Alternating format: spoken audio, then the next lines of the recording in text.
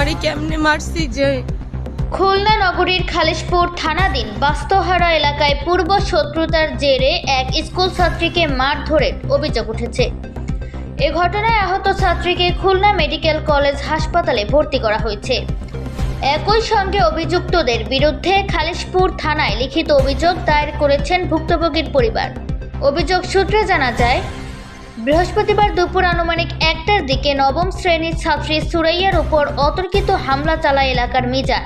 তার বড় ভাই মিঠু নাহিদ, মিজানের স্ত্রী জেসমিন সহ 6 থেকে 7 জন। হামলায় সুরাইয়া গুরুতর আহত হলে স্থানীয়রা তাকে উদ্ধার করে খুলনা মেডিকেল কলেজ হাসপাতালে ভর্তি করেন। ভুক্তভোগীদের পরিবারের অভিযোগ যে ওই যে নাহিদ, সাব্বির, মিঠু আর মিজান আর জেসমিন ঘুষি দিয়ে দৌড়ি যাইয়ে ওরা চাপতে ধরছে। দুই ভাই মিল্লা আর জেসমিন দাঁড়াইয়া ওনার এই আবিয়ে তো মেয়েরে ধরে চুল ধরে মারামারি করছে, করিয়া তারপর কামড়াই টামড়াইয়া তারে থই না সে হাসপাতালে। এরা অতীতে মাদক, তারপরে ইয়াবা এগুলো বিক্রি করে খাচ্ছে। এদের খালিশপুর থানায়, দৌলতপুর থানায়, সোনাডাঙ্গায় থানায় এদের খোঁজ নিলে মাদক সহ বিভিন্ন ধরনের অপরাধের চিহ্ন পাওয়া যাবে। একটা শেয়ানা মাইয়াস, ও তো ছেলে গুছাইতে গেছে, আর আমার মাই করছে কি, বাবু কি হয়েছে, তুমি কারোর সাথে গ্যাঞ্জামে যায় না, ঘরে আসো কই রে, মাইটার ধরে পাঁচটানো শুরু করে দিয়েছে, চুল মূল ধরে মাইটার হাসপাতালে যায়। আসার সময় হয়েছে কি, এইখানে কেউ ছিল না, পুরুষ মানুষ কেউ ছিল না। 4 জন লোক আসছে, মিঠু, মিজান, সাব্বির, নাহিদ, এরা 4 জন আসছে। আসার পরে আমার ছেলেরা আসছে, আমার মা বলতেছে, জামাইরে বলতেছে তুমি ঘরে আসো, কি হয়েছে আমি সেটা দেখো। এদিকে অভিযুক্ত মিজান নিজেকে যুবদলের কর্মী হিসেবে পরিচয় দিয়ে থাকেন বলে স্থানীয় সূত্রে জানা গেছে। তবে এ বিষয়ে 9 নম্বর ওয়ার্ড যুবদলের সাবেক সাংগঠনিক সম্পাদক জানান, মিজান আমাদের যুবদলের কেউ না। আমি 9 নং ওয়ার্ড যুবদলের সাংগঠনিকের দায়িত্ব পালন করছি দীর্ঘদিন। মিজান আসলে যে যুবদল করে এটা আজকে আমি প্রথম শুনলাম। আমার জানা মতে মিজান এই এলাকার একটি চিহ্নিত মাদক ব্যবসায়ী। সে কিছুদিন আগেও 100 পিস ইয়াবা সহ গ্রেপ্তার হয়েছে।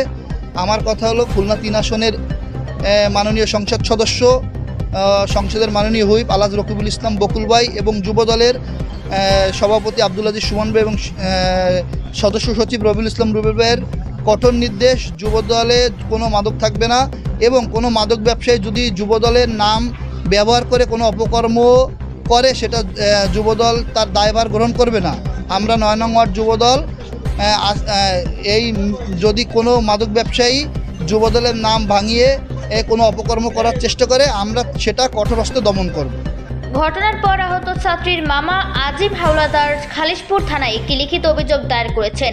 আসলে আমাদের বাসার পাশে বিয়ে হচ্ছিল, তা আমি বিয়ে বাসায় ছিলাম, তো হঠাৎ চিল্লাপাল্লা শুনে আমি বেরোইছি বাইরে।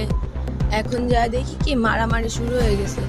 ওইখান থেকে জেসমিন, তারপর হলো যে ওর স্বামী, তারপর হলো যে ওর বড় জালের স্বামী আমার হাতটা ধরে টাইনেই আমার মারা শুরু করে দিচ্ছে।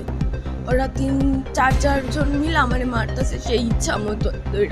আমার এই হাতে কামড় টামড় দিয়ে কি অবস্থা করছে, আমারে কেমনে মারছি যে। অভিযোগের ভিত্তিতে প্রয়োজনীয় আইনগত ব্যবস্থা গ্রহণের দাবি জানিয়েছেন তিনি। মিথিলা আক্তার মেধা, রিপোর্ট, খুলনা সংবাদ।